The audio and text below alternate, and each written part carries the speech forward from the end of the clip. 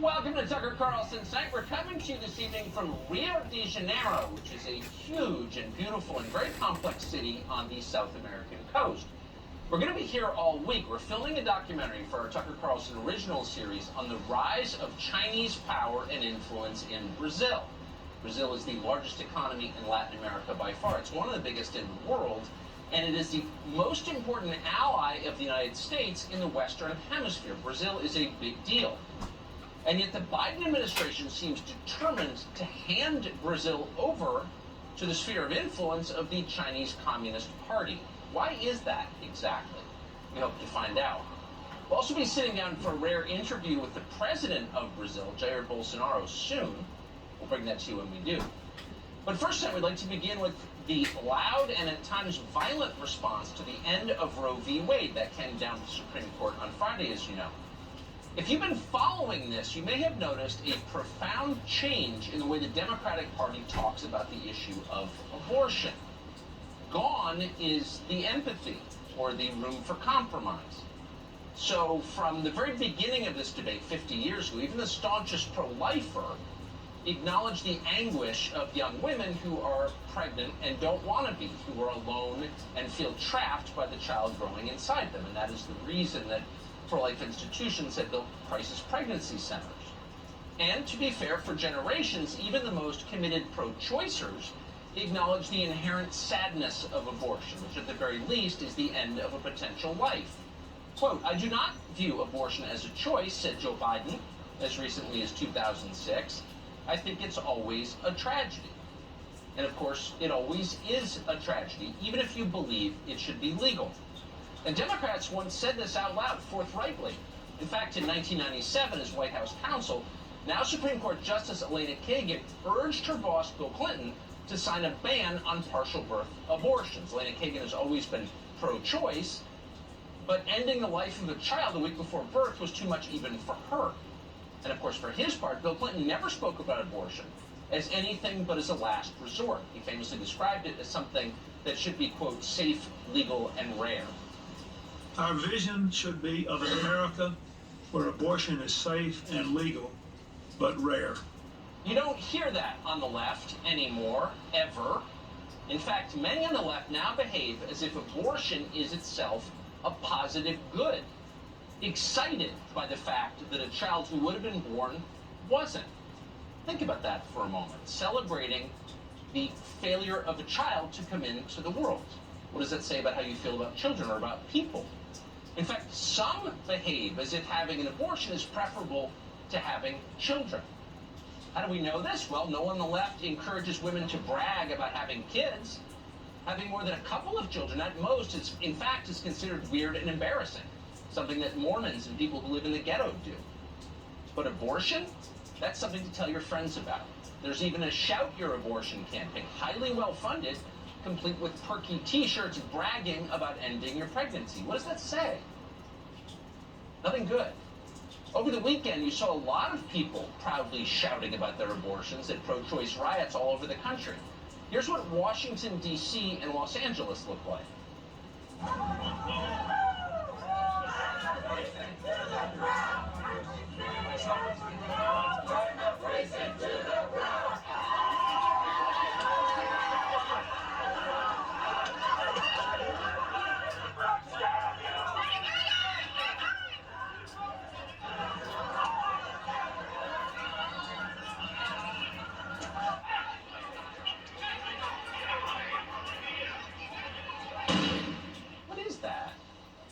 The hysteria is telling. It's not the assault on bodily autonomy of the end of Roe versus Wade. Those are the same people who demanded vaccine mandates. But this happened all over the country. In Arizona, thousands of enraged rioters tried to storm the state capitol. On Friday night, they tore down security fencing around the building. They pounded on the Senate's glass doors and windows while the legislature was in session. Police had to fire tear gas from the windows to protect the politicians inside. Here's what the state capitol of Arizona looked like on Friday.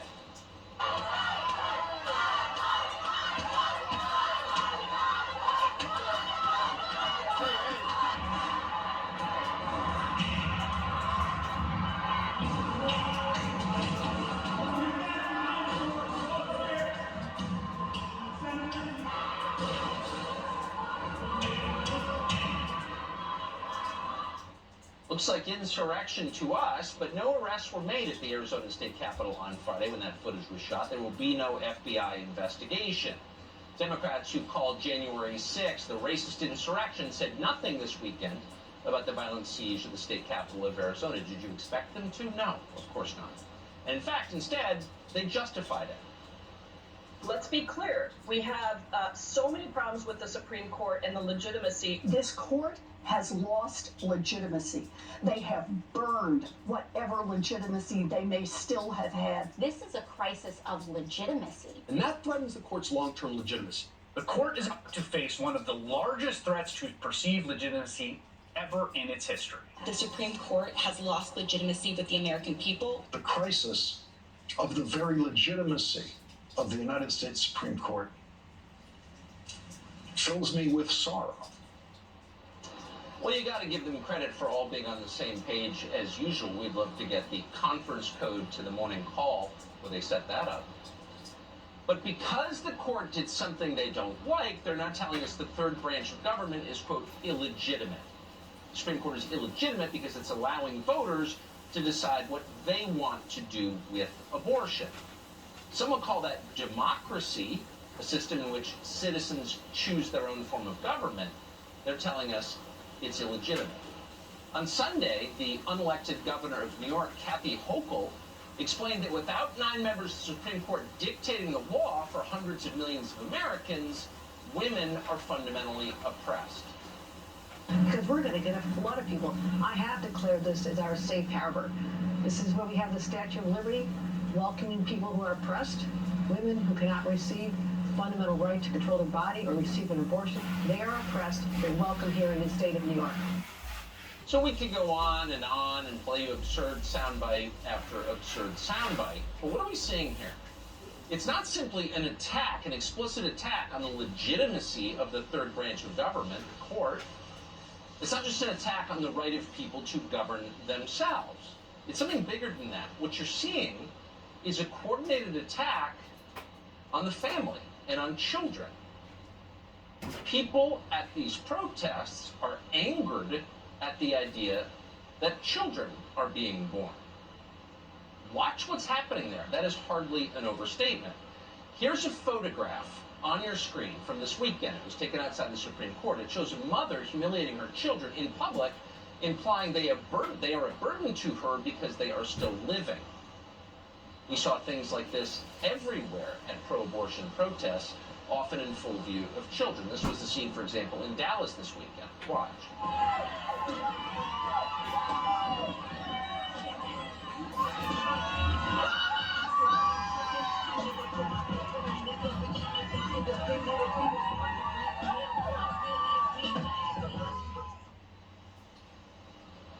So, what is that exactly?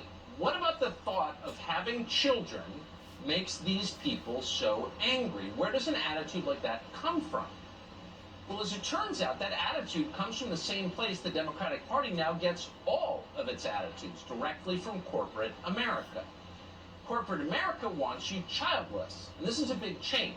100 years ago, big companies built housing for the families of their employees and then schools and libraries to educate them.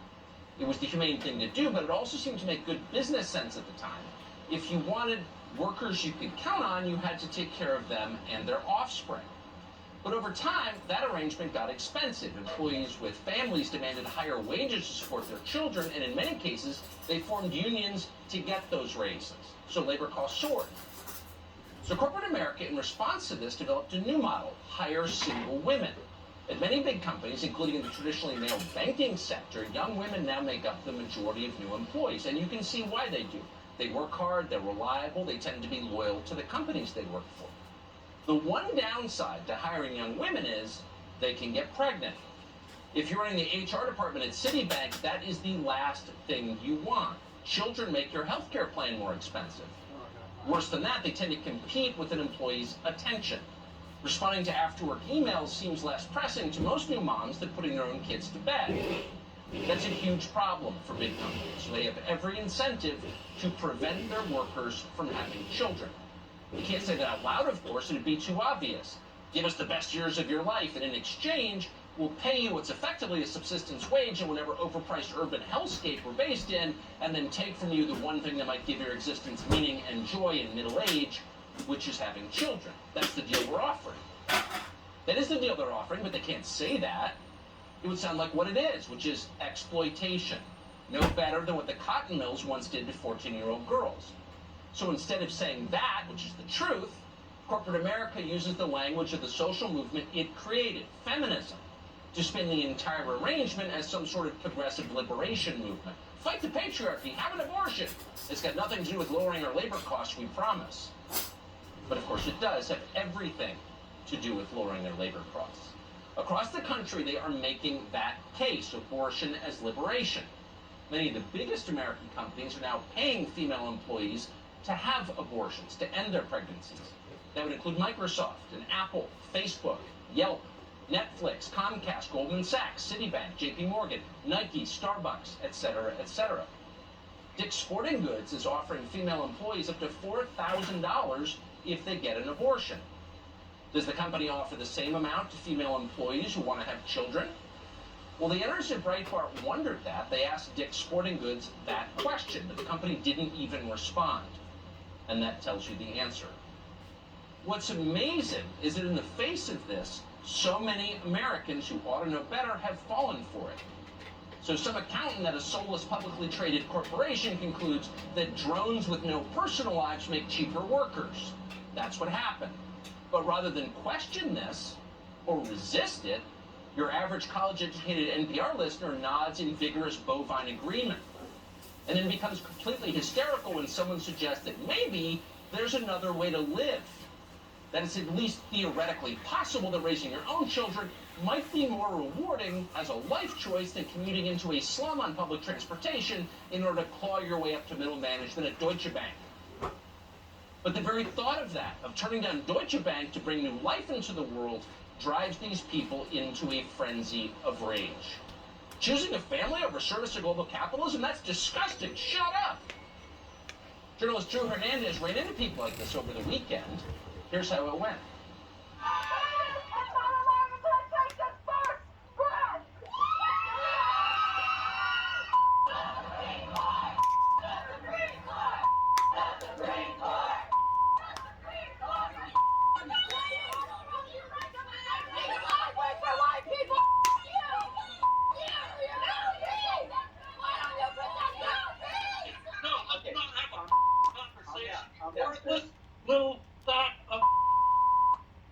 I guess the pandemic's over.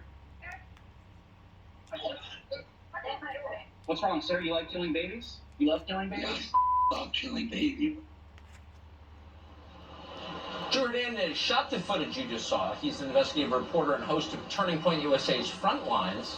We're happy to have him join us now. Drew, thanks so much for coming on. So the rhetoric even a year ago was my body, my choice. It was a bodily autonomy question. It was a libertarian question. The guy in the Pete Buttigieg t-shirt just told you he loves killing babies, and the rest of them were saying the same thing. This seems like a big change. Well, Tucker, it's the absolute truth. This is a death cult. Whether it's corporate America, whether it's politicians or these so-called activists and protesters and the rioters, at the end of the day, this is a death cult. These people want to murder babies, a human being. And it's interesting because they refuse to call a baby inside of the womb a baby, right? But you see in that clip, he openly says it's a baby. They always say it's a fetus. But because he's telling the truth, that's a demon speaking. These are evil people. They want to be able to murder babies wherever you see it across the United States. And I've been on the ground covering all of this for Turning Point USA about a week and a half ago in D.C. And immediately after the decision was announced, Tucker, we saw the NPCs on the left lose their minds and start crying, and the pro-life individuals outside of the Supreme Court erupt in cheers. But within minutes, Tucker, Congresswoman AOC spawned out of nowhere in front of the Supreme Court and started calling the Supreme Court illegitimate and calling for people to take to the streets and saying that voting is not enough. And within hours, we saw all of this violent rioting across the United States, and particularly in Los Angeles as well, where a rioter was literally found with a makeshift flamethrower. That's fiery but mostly peaceful for you, I'll tell you that right now. But this is all about murdering babies at the end of the day. Killing makes them feel like God. It's why they love war. Drew Hernandez, I appreciate your taking that footage for us. Thank you. Thank you. So the Supreme Court came to this decision. The Supreme Court is, of course, not elected. Can't really do anything about a Supreme Court decision. So Democrats have new plans. The two most widely disseminated ideas come from the two most unlikable Democrats in Congress. They have joined forces on the issue, Elizabeth Warren and Sandy Cortez. And they are suggesting that Joe Biden can issue an executive order authorizing the construction of abortion camps, federal clinics on federal lands. Watch. There are other places the president could act to dampen the ability of these companies to track women who travel out of state to an abortion clinic, to provide funds for people who are traveling, and to look into the use of federal lands. We have many ideas. We have some ideas coming from Senator Warren, signed a letter along with 25 other Democratic senators asking President Biden to explore opening healthcare clinics on federal lands in red states. We're not going to help you raise your standard of living, afford food or gasoline or housing, but we can help you not to have a family.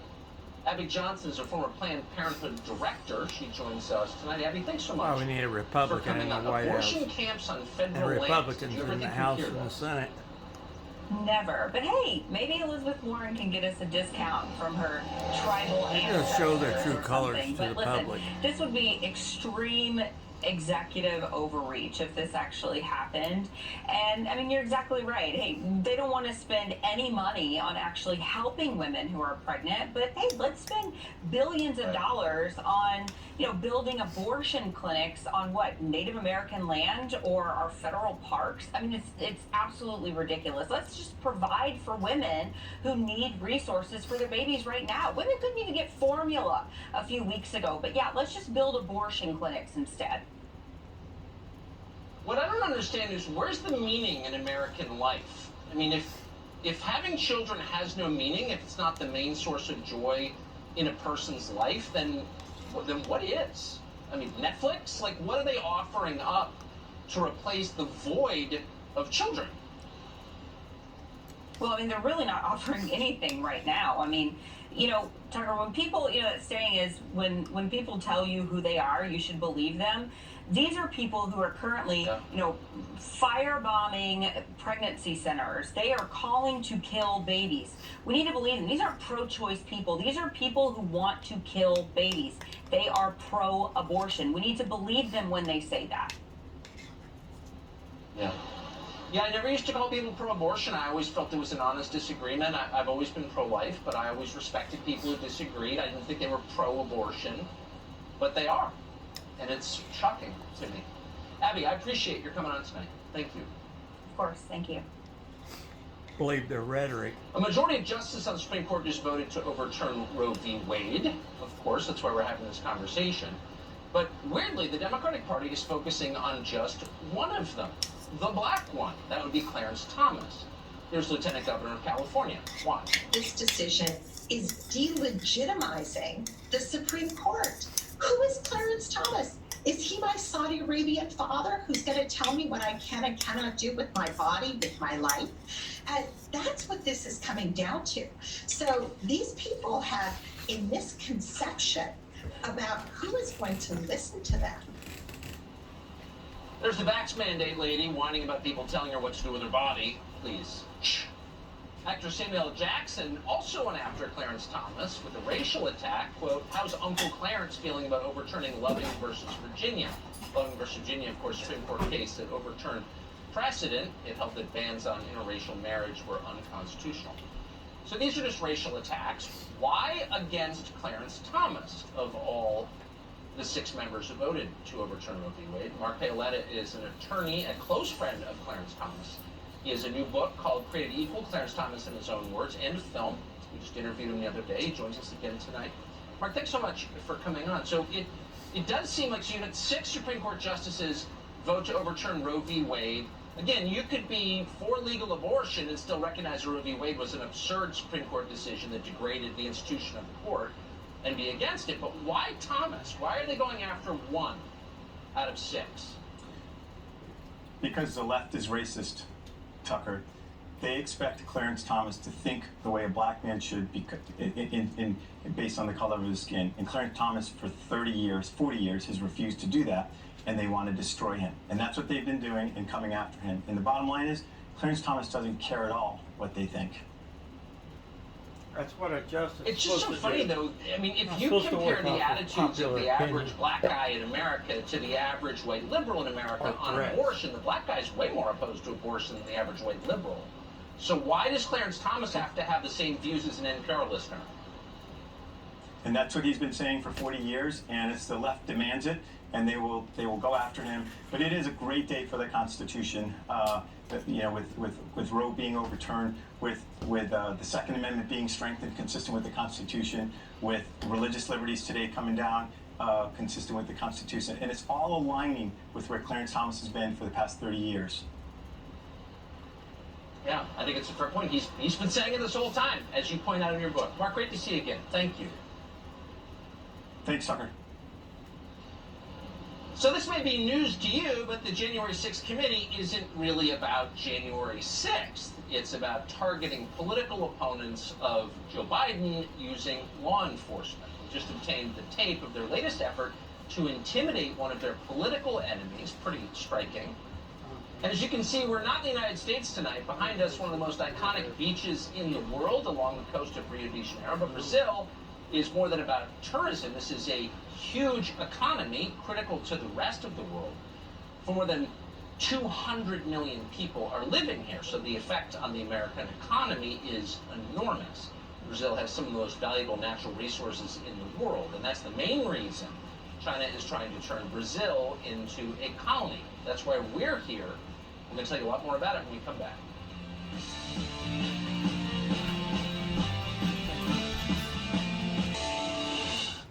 We're broadcasting from Rio de Janeiro, Brazil tonight, one of the most famous cities in the world, and for good reason, certainly one of the most beautiful on the planet. You'll get the Christ the Redeemer statue that's in the summit of Mount Corcovado, an amazing statue built in the early 30s. We're going to go there later in the week. So the January 6th committee has nothing to do with January 6th. The point of it is to punish the political opponents of the Biden administration and to make certain Donald Trump doesn't run again. And they're doing it with the assistance of the so-called Justice Department that's run by Joe Biden. So already the committee, speaking of Stalinist overreach, has had Steve Bannon and Peter Navarro arrested, neither of whom committed any crime. They've also had the Fed search the home of a former DOJ official called Jeffrey Clark, who we spoke to last week. Then on Wednesday, the FBI showed up to seize the phone of a former Trump attorney called John Eastman. Now, critically and illegally, they seized his phone before they presented him with a warrant, and it's on tape. Watch. So you're going to put your hands off for me? Can I see put your hands off for me? Can I see the warrant, please? I'd like to see the warrant. I'd like to see the warrant. I'd like to see the warrant. Let me see the warrant. I'd like to see the warrant before you take my property. So here comes the warrant right next to it. It's right up. I want you to see that they took my property before providing me with the warrant. I'd like to read the warrant. Disgraceful. Wearing his little mask, put your hands up as if Eastman is a threat. He's not. He's a lawyer. As you just saw, he's under subpoena from the, speaking of illegitimate, wholly illegitimate, Pelosi-Liz Cheney-led January 6th committee. Mr. Eastman joins us tonight. John Eastman, thank you so much for joining us tonight. What exactly did you do wrong to be treated like a dangerous criminal by your government that you pay for? Well, we don't know because the warrant doesn't say. It authorizes them to seize my phone and all the information contained in the phone. But there's no indication of any crime that this is connected to. That's apparently in an affidavit, but the affidavit wasn't attached to the warrant. The Fourth Amendment's very clear here. When they search and seize your property, they have to give a particular description of the things to be seized. And saying it's identified in the affidavit, if they don't attach the affidavit, doesn't qualify. The courts have been very clear about that. So this warrant is invalid on its face. But more importantly, and I think this is extremely important, the authority to seize all of my information in modern smartphones, that's access to all my private financial records, I'm an attorney. It's access to all my privileged communications with nearly 100 different clients that I have currently. This stuff is what we used to call a general warrant that the British king issued to just go rummage through somebody's belongings to see if they could find evidence of some crime. The very reason we have the Fourth Amendment is to prevent that kind of abuse, and yet that's what they're doing here. And it's just another reminder to anyone who didn't vote for Joe Biden to erase your texts and emails every single day. And that is a sincere piece of advice I hope everyone follows. But they haven't charged you with a crime. They've given you no evidence that they're going to charge you with a crime, but they treat you like a drug kingpin or a rapist and seize your phone. Is this legal? No, I don't think so. And they forced me in the position. Look, as an attorney, I have ethical obligations to do everything I can to protect the privileged communications with my clients. So we will be filing a motion, it's called a Rule 41 motion, to retrieve my phone, to retrieve any information they've taken off of that phone that they have illegally seized from me. And we'll be doing that in short order. But you know what they're doing, the other thing they're doing is they're forcing those of us that, you know, don't bow the knee to the Biden administration to rack up hundreds of thousands of dollars in legal fees trying to protect our constitutional rights and those of our clients. So let me ask people, GiveSendGo.com/Eastman, help us fight this abuse. We've got to stand together to fight against this. So you're doing for yourself what the Republican Congress should be doing for you, which is so well, distressing. They should, but you know what? Godspeed. I think people have had it. Thank you very much, Tucker. I hope that's true. So Nancy Pelosi says she's a devout Christian. That's a lie. She's certainly no Christian. And she says she loves children. That seems confusing. Why is Nancy Pelosi so enthusiastic about abortion if she loves children? Relax. Nancy Pelosi has assured us many times that no one loves children more than Nancy Pelosi does. Well, when people ask me what are the three most important issues facing the Congress, for my whole time in Congress, I've always said the same thing. Our children, our children, our children. Oh, our children. Just have fewer of them. We're going to put abortion camps on federal lands. You don't have to deal with children. But Nancy Pelosi still tells us she loves kids. So we kind of took her at face value until we saw this tape from last week.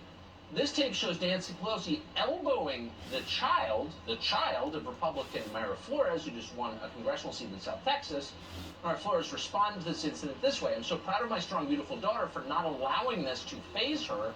No child should be pushed to the side for a photo op, period." So there's Nancy Pelosi elbowing a little girl who got in her camera shot. That tells you a lot. So as he said, we are in Brazil tonight, and we're here for a reason. We'll explain that in greater detail next. This is a Fox News Alert. I'm Kevin Court, live in Washington. A passenger train traveling from Los Angeles to Chicago striking a dump truck in rural Missouri. The impact killing 3 people and injuring dozens more. 2 of the people who were killed were on the Amtrak train. Another person was inside the truck. A spokesman for the Missouri State Highway Patrol says local hospitals have received more than 40 patients and are expecting even more victims. The extent of their injuries remains unclear at this hour. The Amtrak train, carrying about 243 passengers and 12 crew members when the collision happened near Minden, that's about 100 miles northeast of Kansas City. The crash caused 7 cars to derail. It's the second Amtrak collision this week. 3 people were also killed Sunday when an Amtrak commuter train smashed into a car in Northern California, as you see the pictures right there. I'm Kevin Court, live in Washington. Now back to more Tucker Carlson tonight. As the United States focuses under the leadership of the Biden administration relentlessly on a conflict in Eastern Europe that is materially irrelevant to our interests, Latin America is falling apart, certainly from an American's perspective. Chile is now in rapid decline and anti-American. So that leaves Brazil as the only large economy in this hemisphere that remains pro-American. It's an enormous economy, 9th biggest in the world. Brazil has some of the deepest reserves of valuable natural resources on the planet.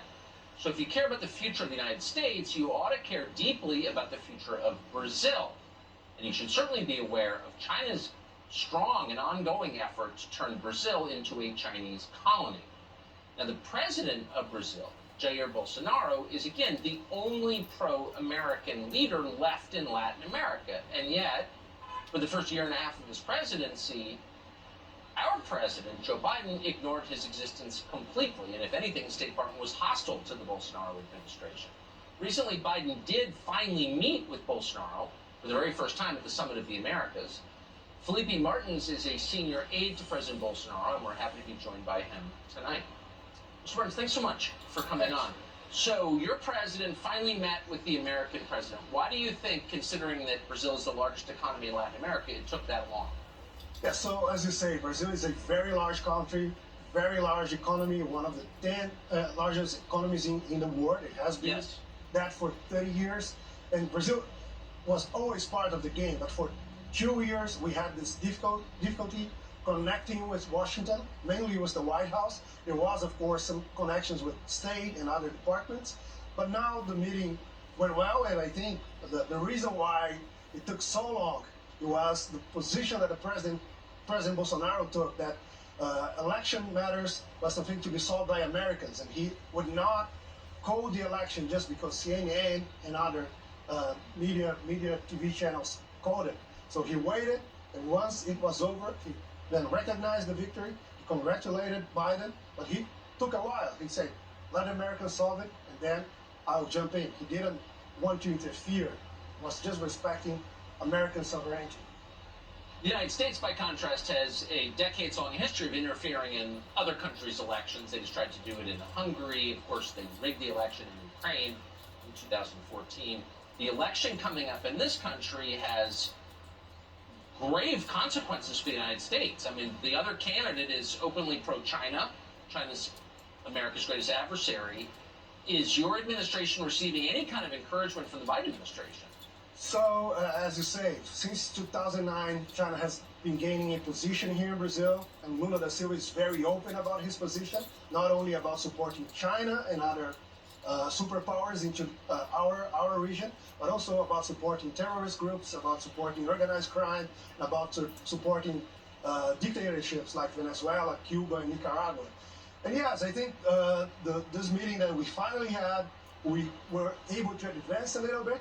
As you say, it was a long time coming. It took a while, but finally, when the President Bolsonaro was able to sit with President Biden, he was able to remember who Lula da Silva is, the amount of corruption, the amount of scandals that we had here in Brazil. Those guys were responsible for more than 8 trillion reais of corruption scandals. That's something like $2 trillion in corruption only during his government. So the president told that to President Biden. He told something about the connections, and I think President Biden understood that it's better for the U.S., it's best for the U.S., for President Bolsonaro and a pro-democracy government to stay in power here in Brazil. Interesting. And Lula, who's running again, went to prison for that. He went to prison, yes. Corruption. Right. Mr. Martins, I appreciate your talking to us. We'll be seeing you again soon in Brasilia. Really appreciate it. Felipe Martins works for the man, as we said. We're sitting down with soon. That'll be the president of Brazil, Jair Bolsonaro. We'll bring you more of that very soon. And, of course, our reporting from Brazil all week. Next, a voicemail from Hunter Biden's iPhone, never before heard, proves that the President of the United States has lied about knowing about his son's business dealings with China. We'll play it for you straight ahead. Welcome back from Rio. If you don't know the name, you've definitely seen the videos. JP Sears is one of the funniest people online. This is one of his most recent videos on YouTube. Watch. You think Biden's policies are hurting America? What are you, mentally competent or something? Let me dumb it down for you to help you understand. Most people mistakenly believe a good way to fight inflation is to stop causing it. But the Biden administration knows the best way to fight inflation is to keep printing money. Biden understands that an open border is a secure border. And Mr. Biden, a very racially diverse white man himself, telling Black and Hispanic people what they're supposed to think is another key for creating racial unity. JP Sears, he's smart, funny, and brave, our 3 favorite qualities. We had a long conversation with him recently for an episode of Tucker Carlson Today. Here's part of it.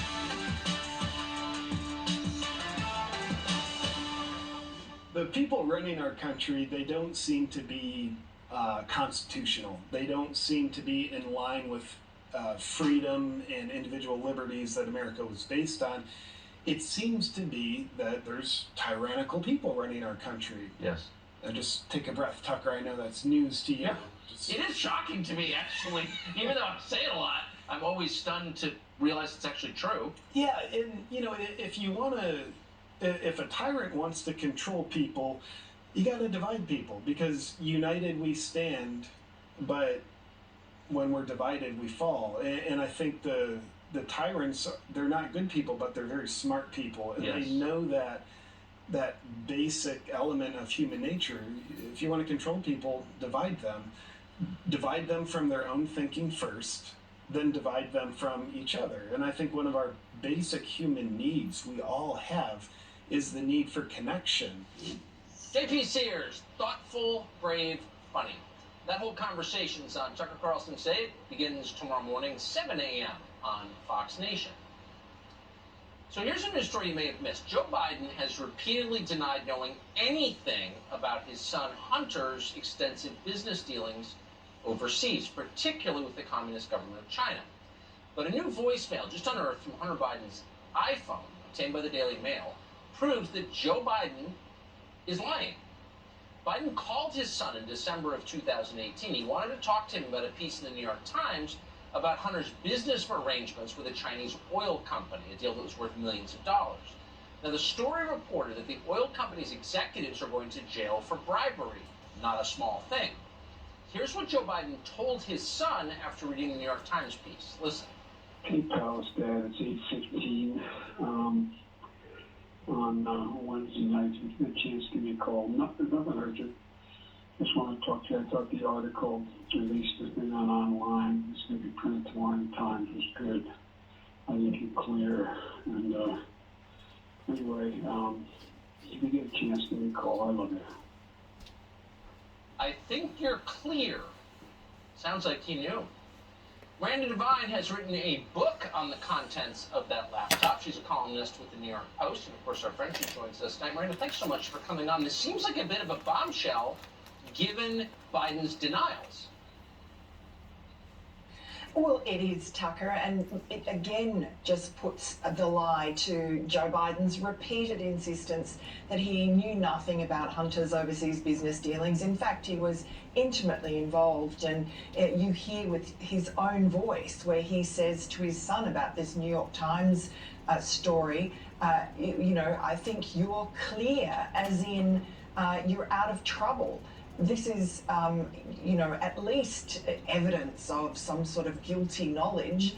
And what it shows is that they were in trouble because the New York Times had come very close to the story about the whole Biden family, Hunter, Joe, and his brother, Uncle Jim Biden, their involvement with this Chinese energy company in a multi-million-dollar partnership.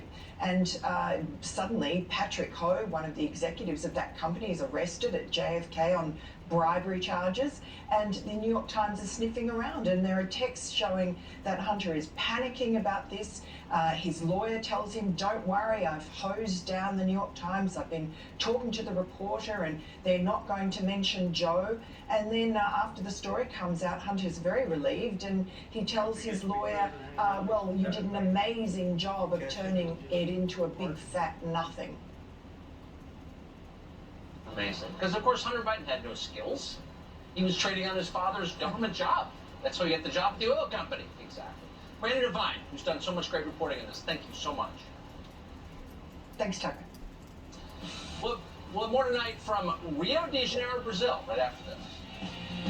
Here's the U.S. says we will not allow great powers to establish colonies in our hemisphere. It's called the Monroe Doctrine. Make a tax-deductible donation at PragerU.com. For 200 years, the U.S. says we will not allow great powers to establish colonies in our hemisphere. It's called the Monroe Doctrine. The Biden administration is letting China turn Brazil into a colony. We're here on that all week. And in the meantime, enjoying Rio. We'll see you tomorrow.